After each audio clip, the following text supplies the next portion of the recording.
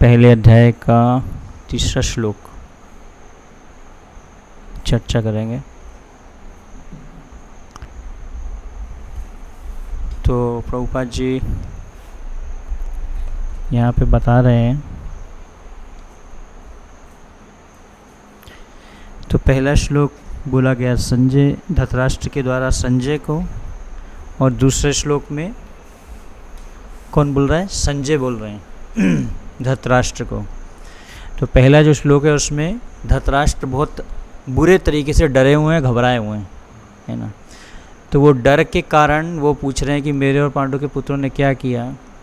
तो जब संजय ने देखा ये बात कि मेरे जो स्वामी हैं वो घबराए हुए हैं, तो कैसे मैं उनको जो है उत्साहित करूं, तो उन्होंने अगला श्लोक बोला। तो अगले श्लोक में उन्होंने क्या बोला? दृष्ट्वा तु पांडवानीकम व्यूढ़म दुर्योधनस्तदा आचार्य उपसंगम्य राजा वचनम आब्रवीत। तो उन्होंने एक शब्द प्रयोग किया दूसरे श्लोक में, राजा वचनम आब्रवीत, ताकि धृतराष्ट्र जो है खुश हो जाए। राजा शब्द किसके लिए बोला? दुर्योधन के लिए बोला कि अभी भी आपका पुत्र जो है वो राजा है, अभी भी युद्ध प्रारंभ नहीं हुआ, अभी भी कोई उसका रिजल्ट नहीं आया, तो इसलिए आपको घबराने की ज़रूरत नहीं है।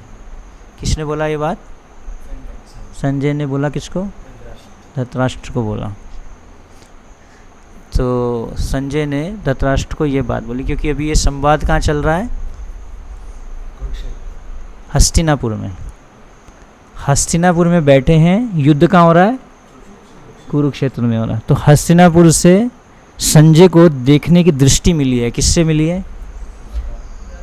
व्यासदेव जी से। व्यासदेव जी ने उनको दृष्टि दी थी। पहले तो उन्होंने धृतराष्ट्र को बोला था अब दृष्टि ले लो। धृतराष्ट्र ने बोला मुझे नहीं चाहिए, भाई मैं कैसे देखूंगा, मेरे 100 के 100 पुत्र मारे जाएंगे, तो मुझे ऐसी दृष्टि नहीं चाहिए। तो उन्होंने फिर संजय को दे दी। संजय को बोला ठीक है तुम इसका लाइव टेलीकास्ट करो बैठे बैठे। तो ये पहला लाइव टेलीकास्ट था, दिल्ली में बैठे बैठे, और कुरुक्षेत्र में क्या चल रहा है ना। आजकल लाइव होता है, कोई भी प्रोग्राम होता है उसको लाइव करते हैं, जैसे हम लाइव क्लास भी लेते हैं कभी कभी, तो उसी प्रकार से ये लाइव टेलीकास्ट हो रहा था। तो ये शब्द बोलने के बाद में उन्होंने दृष्ट्वा तु पांडवानीकम व्यूढ़म दुर्योधनस्तदा आचार्य उपसंगम्य राजा वचनम आब्रवीत। इस प्रकार से उन्होंने संजय ने कहा कि हे राजन, पांडु पुत्रों द्वारा सेना की व्यूह रचना देखकर राजा दुर्योधन शब्द यूज़ किया, जबकि अभी वो हारने वाला है, लेकिन उन्होंने इसको उत्साह देने के लिए, किसको? धृतराष्ट्र को उत्साहित करने के लिए वो अपने गुरु के पास गया, उसने ये शब्द कहे। तो दुर्योधन किसके पास गया? अपने गुरु के पास, क्योंकि अभी क्या चल रहा है? सैन्य निरीक्षण, पूरी सेना का निरीक्षण कर रहा है। कौन? दुर्योधन। तो दुर्योधन अपने गुरु, उनके गुरु कौन थे? द्रोणाचार्य, जिन्होंने उनको मिलिट्री सिखाया था, मिलिट्री आर्ट सिखाया था। द्रोणाचार्य के पास में दुर्योधन जाता है और बोलता है, हे आचार्य, पांडु पुत्रों की विशाल सेना को देखिए।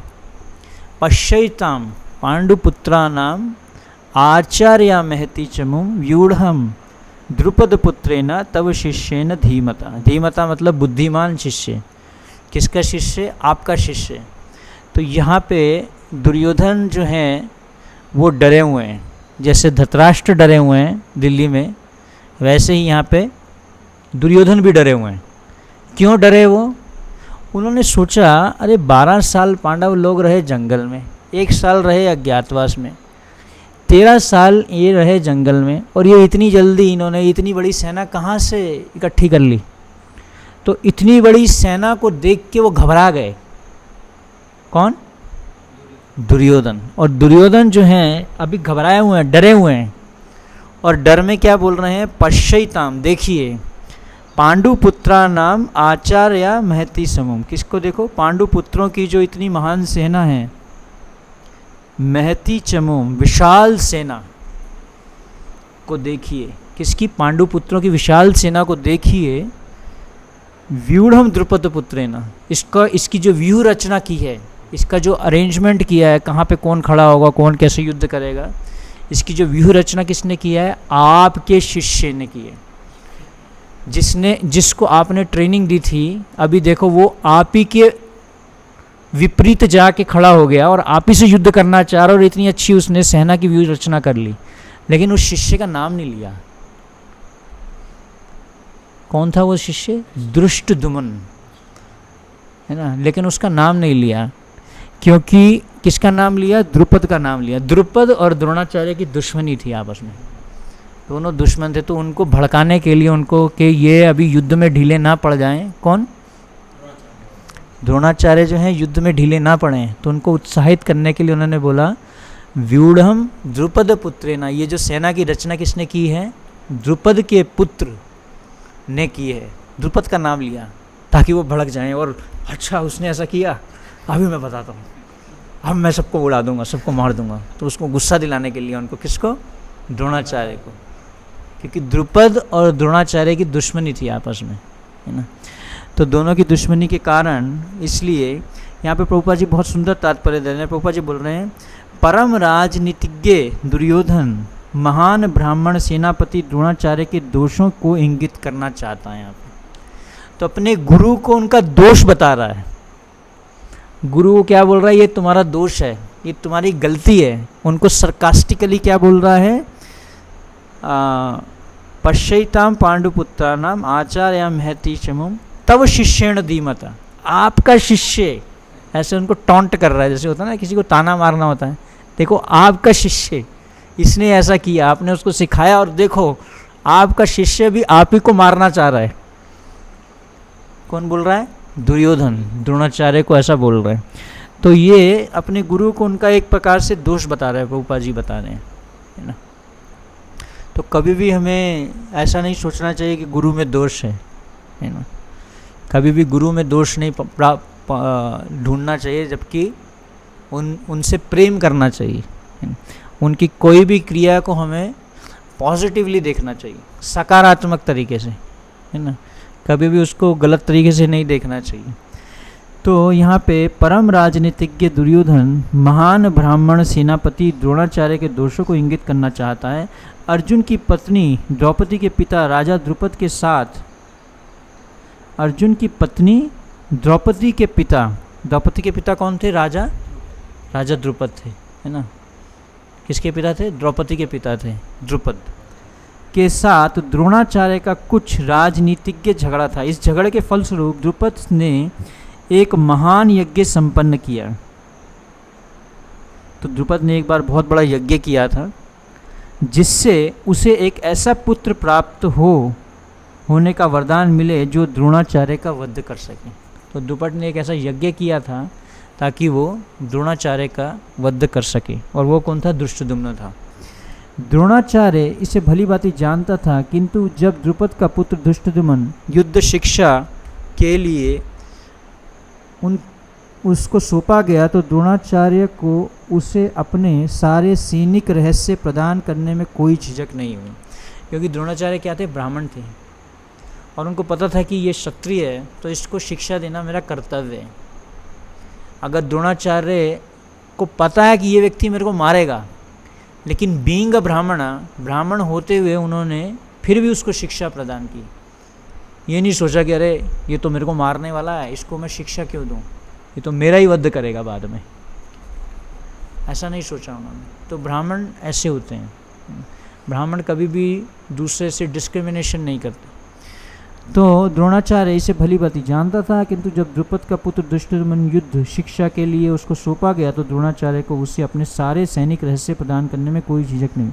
जब दृष्टद्युम्न कुरुक्षेत्र की युद्धभूमि में पांडवों का पक्ष ले रहा था, और उसने द्रोणाचार्य से जो कला सीखी थी उसी के आधार पर उसने व्यूह रचना की थी, दुर्योधन ने द्रोणाचार्य की इस दुर्बलता की ओर इंगित किया, जिससे वह युद्ध में सजग रहे और समझौता ना करे। इसके द्वारा वह द्रोणाचार्य को यह भी बताना चाह रहा था कि कहीं वह अपने प्रिय शिष्य पांडवों के प्रति युद्ध में उदारता ना दिखा बैठे। विशेष रूप से अर्जुन उनका अत्यंत प्रिय एवं तेजस्वी शिष्य था। दुर्योधन ने यह भी चेतावनी दी कि युद्ध में इसी प्रकार की उदारता से हार हो सकती है।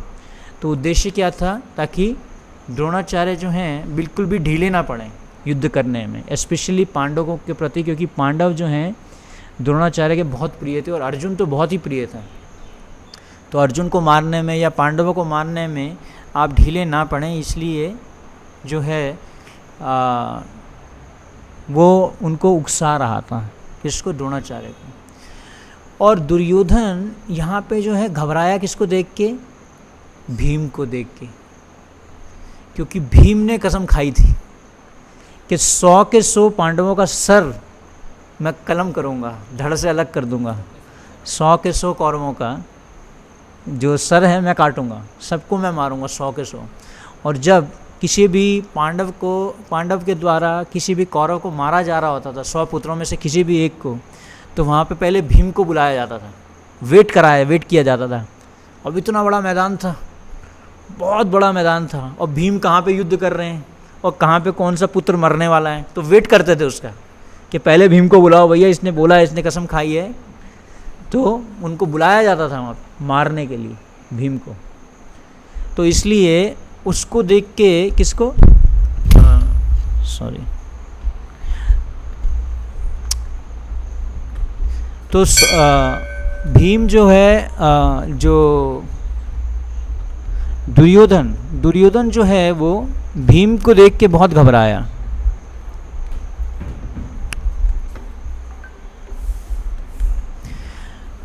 तो जैसा कि हम जानते हैं, जो भीम के पास में शक्ति थी वो बहुत ज़्यादा शक्ति थी। जब ध्रुव क्रीड़ा हो रही थी और द्रौपदी का वस्त्र हरण हो रहा था, उस समय भीम बहुत गुस्सा हो गए थे, लेकिन युधिष्ठिर महाराज जो उनको शांत करते रहते थे, अभी रुक जाओ, अभी मारो नहीं, अभी युद्ध करने का अभी समय नहीं है, मारने का समय नहीं है। किसने बोला? युधिष्ठिर महाराज ने। तो कहने का अर्थ यह है कि भीम को देख के जो है दुर्योधन बहुत घबरा गया। तो अभी हम यहाँ पे एक बात, यहाँ पे जैसे प्रभुपाद जी बहुत सुंदर बात बता रहे हैं, यहाँ पे प्रभुपाद जी बता रहे हैं कि दुर्योधन जो था वो क्या था? एक राजनीतिज्ञ था, परम राजनीतिज्ञ दुर्योधन महान ब्राह्मण सेनापति द्रोणाचार्य के दोषों को इंगित करना चाहता था। तो उन्होंने क्या बात बताई? दुर्योधन जो है उसके मन में डर था, लेकिन वो गुरुजी के पास ये नहीं जाके बोला कि मुझे डर लग रहा है और आप अच्छे से युद्ध करिए, ये बात नहीं बोली उसने। घुमा के बोला बात को, घुमा फिरा के, सच बात नहीं बताई। तो जब भी हम गुरु के सामने जाते हैं तो हमें कभी भी ऐसा घुमा फिरा के बात नहीं बोलनी चाहिए, है ना, सीधी सीधी बात बोलनी चाहिए। तो यहाँ पे द्रोणाचार्य जो हैं वो उन्होंने ये नहीं बोला कि मुझे डर लग रहा है, आप जो है अच्छे से युद्ध करिएगा, आप हमारी पूरी सेना आपके ऊपर आश्रित है, तो अब मैं आपसे कृपा की याचना करता हूँ, आप हमारे ऊपर कृपा कीजिए, ऐसा नहीं बोला उन्होंने उनको उल्टे तरीके से। इससे पता चलता है उसका मानसिकता कैसी है, उसकी मानसिकता कैसी है, दुर्योधन की मानसिकता। बात को वो घुमा के बोल रहा है ना।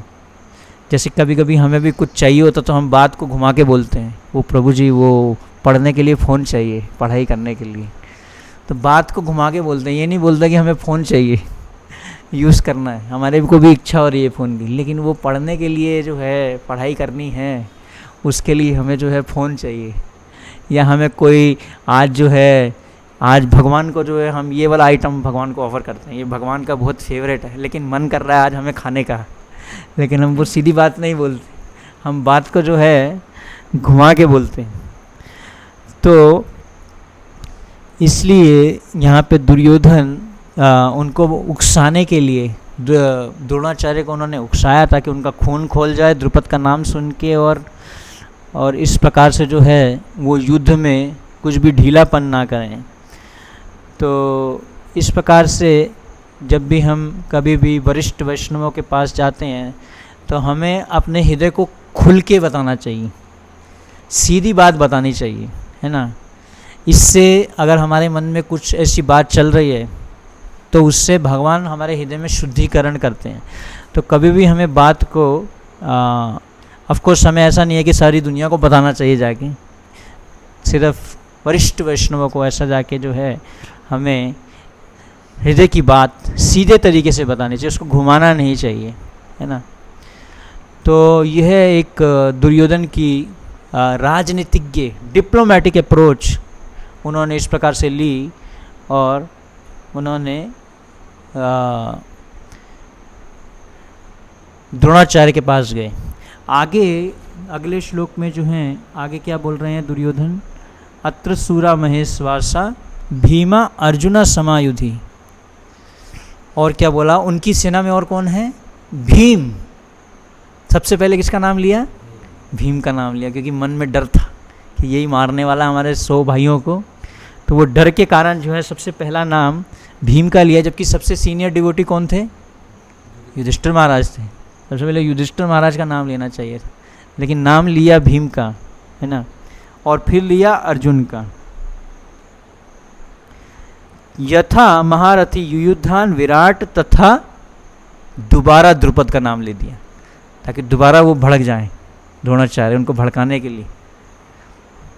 प्रभुपाद जी बोलते हैं, यद्यपि युद्ध कला में द्रोणाचार्य की महान शक्ति के समक्ष दुष्टद्युम्न महत्वपूर्ण बाधक नहीं था, किंतु ऐसे अनेक योद्धा थे जिनसे भय था।